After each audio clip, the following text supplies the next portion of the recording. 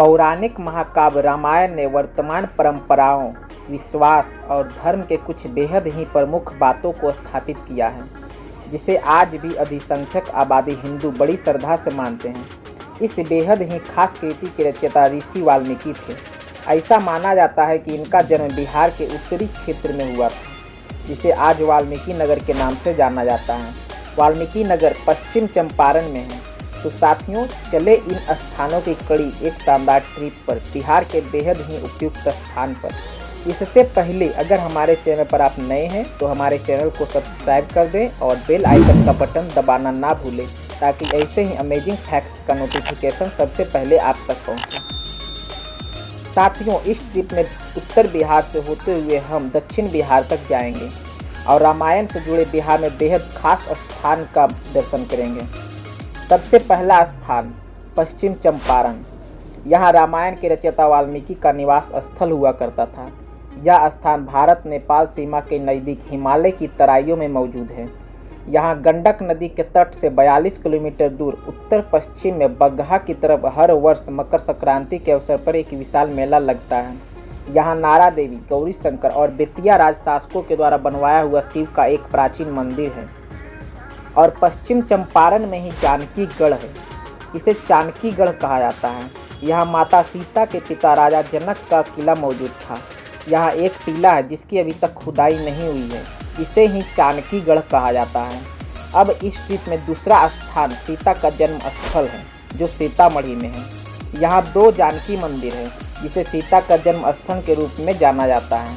यहाँ एक मंदिर पनौसा में और दूसरा मंदिर सीतामढ़ी जिले में स्थित है। पनौसा जानकी मंदिर सीतामढ़ी से लगभग 5 किलोमीटर दक्षिण पश्चिम में स्थित है।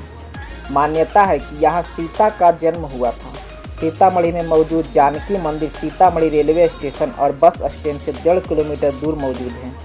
इस मंदिर के सामने एक सीता कुंड स्थित है। इस मंदिर परिसर में एक भगवान हनुमान की एक प्रतिमा मौजूद है।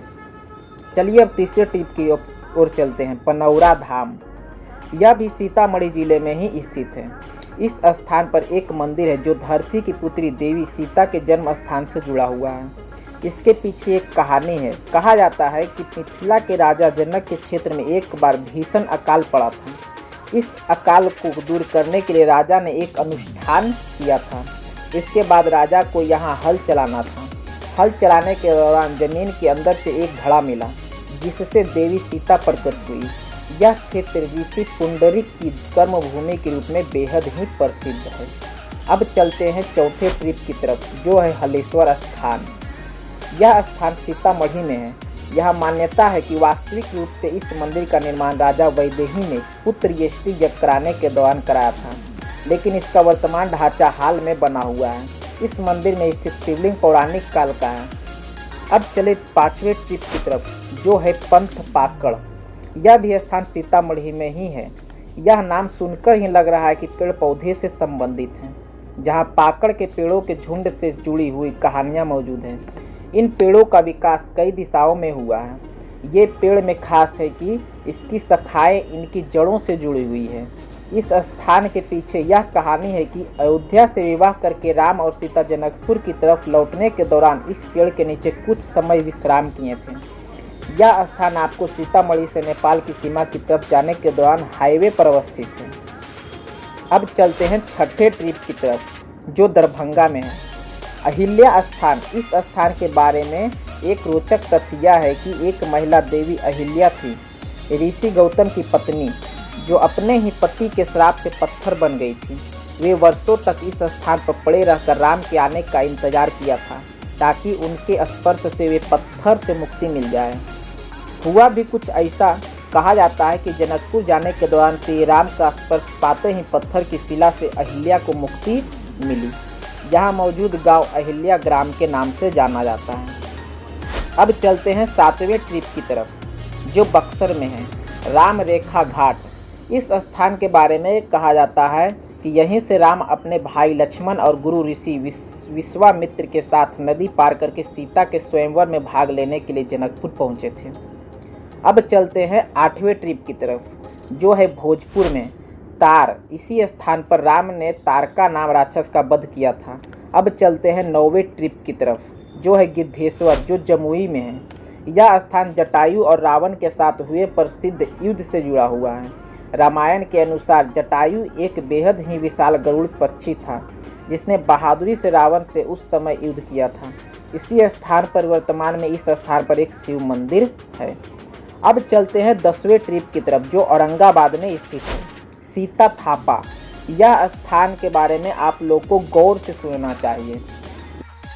इससे जुड़ी हुई रामायण में बेहद ही लोकप्रिय कहानी है। इसके अनुसार राम और सीता जनकपुर से गया जाने के दौरान यहाँ विश्राम किया था। राम के पिता राजा दशरथ की मौत के बाद उनके अंतिम संस्कार से जुड़े अनुष्ठान को पूरा करने के लिए वे गया जा रहे थे। यहाँ एक प्राकृतिक झील है, जिसके विशाल पत्थरों ने पानी के बहाव के कारण कई तरह की कलाकृतियाँ का रूप ले लिया है। यहाँ पत्थर को काटकर बनाया हुआ बेहद प्राचीन शिवलिंग है। इसके साथ हनुमान और राम सीता के मंदिर हैं, जो पहाड़ों के बीच मौजूद है। सीता थापा नाम का स्थान यहाँ के पत्थर में मौजूद माता सीता के हाथों के निशान के कारण पड़ा है। यहाँ पास में मौजूद झील के उजले पानी के बारे में मान्यता है कि यह कुष्ठ समेत कई असाध्य रोगों को ठीक करने में सक्षम है। यह स्थान मदनपुर प्रखंड में घटरैन पंचायत में नीमा नामक गांव में मौजूद है। अब है लास्ट और आखिरी ट्रिप, जो 11वां ट्रिप है, जो जहानाबाद में है, काकू। इस स्थान का नाम कैकेयी के नाम पर पड़ा है, जो राम के पिता राजा दशरथ की दूसरी पत्नी थी। यह जहानाबाद रेलवे स्टेशन से 10 किलोमीटर दूर स्थित है। दोस्तों, अगर हमारा यह वीडियो अच्छा लगा, यानी बिहार का यह ट्रिप अच्छा लगा, तो मेरे चैनल को सब्सक्राइब करें और लाइक करें और ज़रूरी से शेयर करना ना भूलें। धन्यवाद।